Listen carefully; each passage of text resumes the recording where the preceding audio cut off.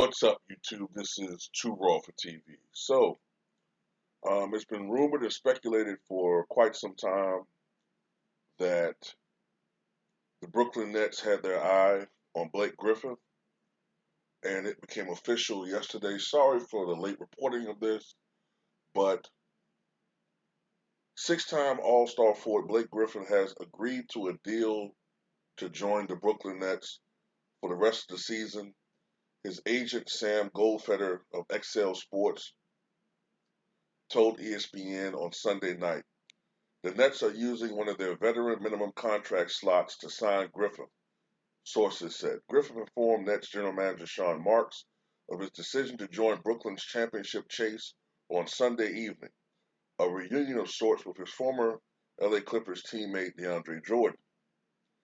Griffin had interest from most of the NBA's top playoff contenders and cleared waivers on Sunday night after agreeing to a buyout on the remaining $56.5 million left on his contract with the Detroit Pistons on Friday. The Nets imagined Griffin, who is 31 years old, as a small ball center alternative off his bench. Brooklyn has solidified itself as a championship contender with the addition of James Harden to a roster that includes Kevin Durant and Kyrie Irving. Because Brooklyn will be in the luxury tax next season, the most they could offer Griffin as a free agent is the $5.9 million taxpayer mid-level exception, according to reporting by ESPN's Bobby Marks. However, Griffin will sign $29.8 million from Detroit next year and has $255 million in career earnings.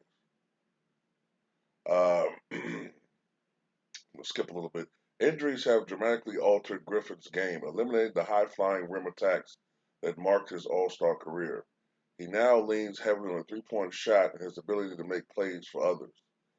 Griffin averaged 12.3 points, 5.2 rebounds, and 3.9 assists in 20 games for Detroit this season. Now, this is the thing. People have to remember that he suffered a lot of injuries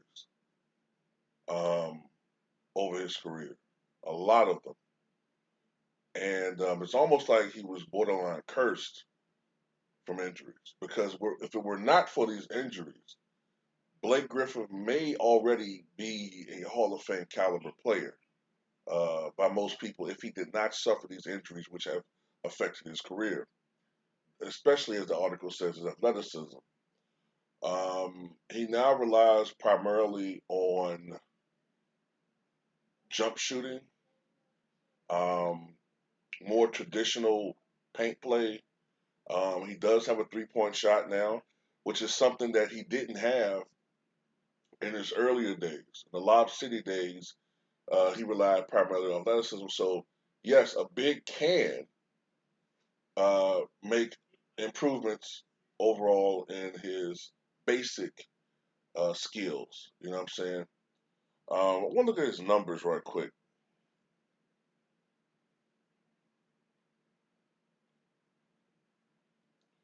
So over the last couple of years, the last two seasons, he's only played in 38 games the last two seasons.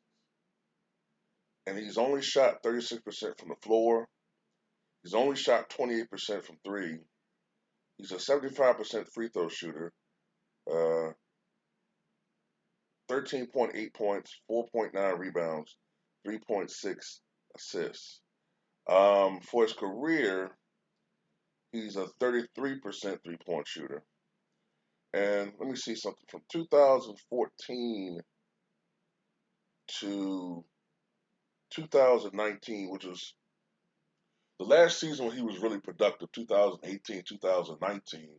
You might recall that's the season where he began, when he opened the season with a 50-point performance. That's the last time we saw Blake Griffin, even be mentioned amongst the top forwards in the game. But during that time period, his numbers are 22.4 points, 7.7 rebounds. This is 2014, 2019, when he's beginning to refine his game. 22.4 points, 7.7 rebounds, 5.3 assists, 48% shooting, 35% from three, and 75% from the foul line. So what I'm saying is, we really don't know what we're going to get from him. Okay, he's not going to be the guy that was putting up 27 and 13. That's done. Okay, could he be the guy? Well, he's not going to be putting up 20 and 8 because that's not going to be his role on this team. But can he be a guy that could come off the bench and be productive, very productive in his role? He's only still only he still is only 31 years old. As hard as that is to believe, because it seems like he's been in the NBA forever, but he's only 31 years old. And he still can give you a lot of things. You know, he's not a great traditional box out rebounder. A lot of his rebounds came on his athleticism. Once that diminished, he's been a below average rebounder. So that's why he's more fitting for small ball. You know, he has a jump shot. He um, has 3-point range. He has worked on his playmaking ability. So he fits in that scheme. But can he be a guy, in my opinion, can he be a guy that can knock down shots and help to open up other people's games or take advantage, more likely than I think about it, because he's not going to be in a primary role? Can he take advantage of opportunities because other guys are being doubled or what have you? And can he take advantage of these opportunities and make the most of them? Because if he only shoots 35% from the floor and only 25% from three, and then there's always the dreaded injury risk with him, then it could be a failure. But if he can stay relatively healthy, and if he can, you know, get back to shooting above 40%, shooting in the mid 30s and threes, help the team out in other ways, it could be a very good thing. You know what I'm saying? Um, one thing people have to look at in this situation too is sometimes a player can appear to be done, but a lot of times it's because they're in a situation where they're unhappy. They're not in a very good place mentally. And I've been trying to think of a player off the top of my head that looked done, but then when he got back in a championship situation, he showed he still had something left in the tank. Now this guy isn't a Hall of Famer, I'm about to mention, but one guy that comes to mind is Derek Fisher. Remember when Derek Fisher went to, what was it, Utah, or what was it, Golden State or something, and then Utah, and he looked like he was done. You know, he didn't look like the same bulldog that he was with the Lakers. But once he got back with the Lakers, you know what I'm saying, he elevated his game. So sometimes it's the competition. When you are playing on a bad team and you have that losing mentality, you know what I'm saying, and nobody wants to play hard, and it can be contagious. It can affect you, and you could be disinterested, giving only 50% effort, playing for the money.